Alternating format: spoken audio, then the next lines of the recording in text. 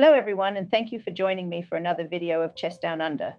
Today we will be analyzing a fun game that Fabiano Caruana played recently. The game was played on chess.com and was a 3-minute blitz game. Let's get straight into the game as we have a lot to analyze. Fabi has the white pieces and he opens with one d4. His opponent plays knight f6, and after c4, g6, we have the possibility of heading into a King's Indian defense or a Grunfeld. We see knight c3, bishop g7, and now Fabiano plays e4, taking us into the King's Indian defense. Had he instead played knight f3, black would have had the option of going into a Grunfeld. Black castles, and Fabiano plays this cute little move, a rare move, pawn to h3. The database has this as the 8th most common move for white in this position, so an unfamiliar sighting indeed. If you are looking to catch your opponent unawares in the King's Indian, perhaps you can add this quirky little move to your arsenal. Black plays in the typical King's Indian style with d6, and Fabi looks to avoid main lines, bringing his knight to e2 instead of f3. We see c5 from black, striking at the white center. Fabi pushes forward with d5, looking to keep things closed. Black insists, immediately following up with e6, desperately looking to make progress in breaking down white's scary-looking central structure. We see knight to g3 and an exchange of central pawns. Fabi retakes with his c-pawn, not the e-pawn, capturing towards the center of the board. Rook e8, activating the rook and lining it up against the white king, and bishop to e2, preparing to castle the white king to safety. Here, black plays a very typical plan in these types of structures, which can occur in the Benoni as well as the King's Indian, moving his knight to a6, with its eyes set on c7. Black wants to advance his queenside pawns. He wants to play b7 to b5. Therefore, the queenside knight is best placed on c7, where it would support the advance to b5. This is a very typical maneuver. White castles, and the knight hops on over to c7 as intended. White plays a4, to make black's attempt of gaining space on the queenside as difficult as possible. Black plays a6, again preparing to break with b5. Here we see Fabi bring his rook to e1. We can very clearly see that black is looking to take over the queenside, and we all know the famous saying that a flank attack is best countered by a strike in the center. There is only so much white can resist on the queenside, so he needs to start preparing his own initiative in the center of the board. Black further prepares his break with rook to b8.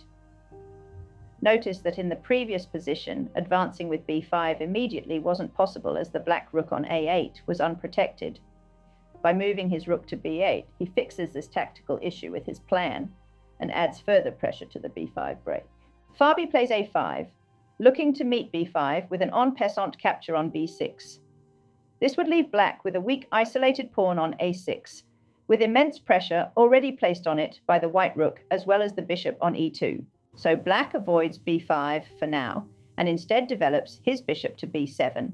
Now Fabi develops his dark square bishop to f4, striking the unprotected pawn on d6, as the bishop, which was just developed, is now blocking the queen's defense of d6. Black now finds a nice little sequence to keep the d6 pawn protected. He first jumps into b5 with his knight. The knight in this location covers d6. You might think that white can simply remove the guard of the pawn by taking that knight. But the point is that black recaptures with the bishop, and now the queen is once again defending d6. This is indeed the sequence that occurred in the actual game. Many club players here would be tempted to take that bishop on b5 with their knight, removing black's bishop pair and inflicting him with a doubled pawn. If you find yourself attracted to that move, then you are about to learn something new. Fabi instead plays the computer's #1 recommendation, and a continuation much stronger than taking the bishop. He plays pawn to e5. Black takes the pawn, and white recaptures with his bishop, striking the rook. Black slides his rook out of danger, moving it to c8. The typical club player might be scratching their head at this point. You're telling me that instead of taking the bishop on b5 and inflicting my opponent with doubled pawns, it was better for me to instead give myself an isolated pawn on d5. How can this be correct? The isolated queen's pawn is a fascinating imbalance. On the one hand, it can be viewed as a static weakness, but on the other hand, the player who possesses the isolated queen's pawn often has dynamic compensation through the piece activity that he gets from the fully open or half-open files around it. The other thing to note about this position is that this is no ordinary isolated queen's pawn, it is a passed pawn. Fabi looks to put his foot down on his dynamically charged position and activates his queen onto f3. There are no immediate threats here, other than the easy development of the white pieces, with each piece having a lot of activity and purpose. Black advances his c-pawn to c4, and Fabiano centralizes his rook to d1.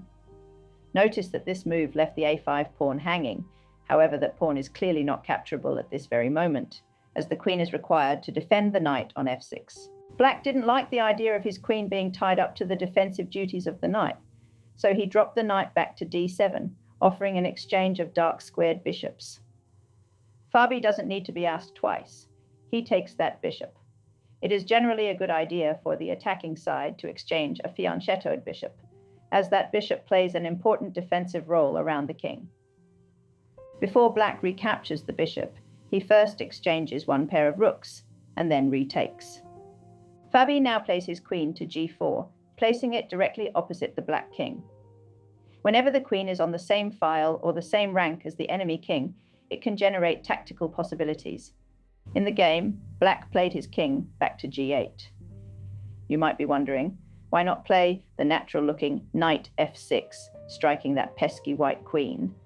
Well, this is actually a typical trap that club players fall for far too often. Can you see the crushing move that white has after knight f6?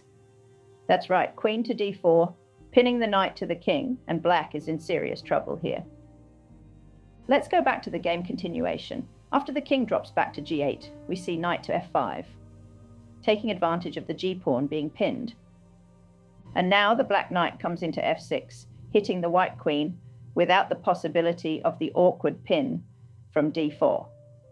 In this position here, Fabi found a really crushing sequence. He played knight e7 check. In this position, Black resigned the game, and I don't blame him. Stockfish gives us an evaluation of plus 5.7 in white's favor, with white seemingly being able to play anything from here on out and winning the game. Let's unpack the point of the combination. First of all, the knight check is forking the king and the rook on c8. You might ask yourself, well, my knight is attacking your queen, so can't I just take your knight? Then after you recapture, I take your queen? Well, not so fast, my friend. Unfortunately for Black, taking the knight with his queen, hoping for that continuation, leaves his rook on c8 hanging, and with check. Well, there we have it. I hope that you enjoyed the analysis of that game as much as I did. Thank you for sticking around all the way to the end, and as always, if you enjoyed the video, do like and subscribe as it supports the channel.